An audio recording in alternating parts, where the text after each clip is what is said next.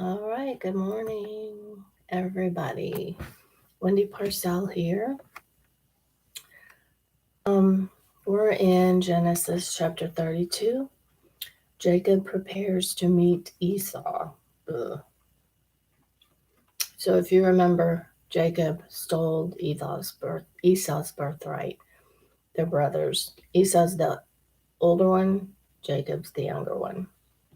So that's what's going on here. Jacob also went on his way, and the angels of God met him. When Jacob saw them, he said, "This is the camp of God." So he named the place Mahanaim. Jacob sent messengers ahead of him to his brother Esau in the land of Seir, the country of Edom. He instructed them, "This is what you are to say to my lord Esau. Your servant Jacob says, I have been staying with Laban and have remained there till now. I have cattle and donkeys, sheep and goats, male and female servants. Now I am sending this message to my lord, that I may find favor in your eyes." When the messengers returned to Jacob, they said, "We went to your brother Esau, and now he is coming to meet you, and 400 men are with him." In great fear and distress, Jacob divided the people who were with him into two groups, and the flocks and herds and camels as well. He thought, if Esau comes and attacks one group, the group that is left may escape. Then Jacob prayed, "O God of my father Abraham, God of my father Isaac, Lord, you who said to me, 'Go back to your country and your relatives, and I will make you prosper.' I am unworthy of all the kindness and faithfulness you have shown your servant. I had only my staff when I crossed this Jordan, but now I have become two camps. Save me, I pray, from the hand of my brother Esau, for I am afraid he will come back and attack me and also the mothers with their children. But you have said, I will surely make you prosper and will make your descendants like the sand of the sea, which cannot be counted." He spent the night there, and from what he had with him, he selected a gift for his brother Esau: 200 female goats and 20 male goats, 200 ewes and 20 rams, 30 female camels with their young, 40 cows and 10 bulls, and 20 female donkeys and 10 male donkeys. He put them in the care of his servants, each herd by itself, and said to his servants, "Go ahead of me and keep some space between herds."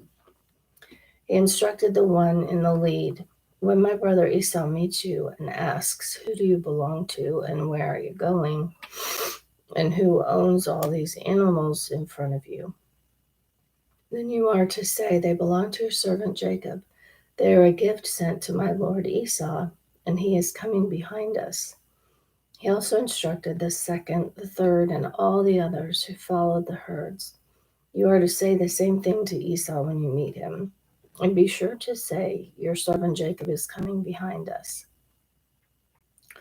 For he thought, "I will pacify him with these gifts I am sending on ahead. Later, when I see him, perhaps he will receive me." So Jacob's gifts went on ahead of him, but he himself spent the night in the camp. Jacob wrestles with God. That night Jacob got up and took his 2 wives, his 2 female servants, and his 11 sons, and crossed the ford of the Jabbok. After he had sent them across the stream, he sent over all his possessions. So Jacob was left alone. A man wrestled with him till daybreak. When the man saw that he could not overpower him, he touched the socket of Jacob's hip, so that his hip was wrenched as he wrestled with the man. Then the man said, "Let me go, for it is daybreak." But Jacob replied, "I will not let you go unless you bless me." The man asked him, "What is your name?" "Jacob," he answered. Then the man said, "Your name will no longer be Jacob, but Israel, because you have struggled with God, with humans, and have overcome." Jacob said, "Please tell me your name." But he replied, "Why do you ask my name?" Then he blessed him there.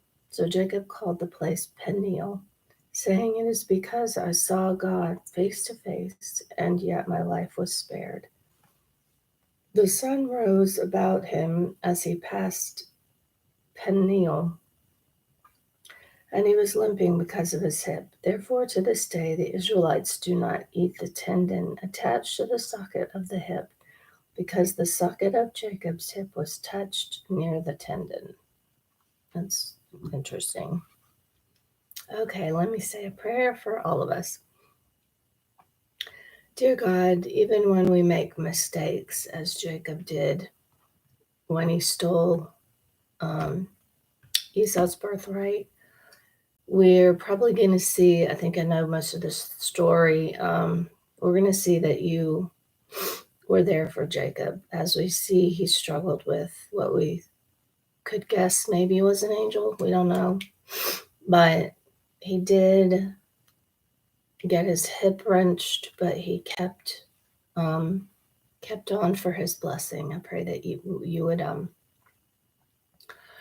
help us to be diligent, to continue to seek blessing from you, and may we obey what you want us to do. Lead us, guide us this day, protect us, and comfort us. Thank you for your love and that you created us and saved us. And I pray that those who don't know you will seek you out, will read your word, and you will save this day. Bye.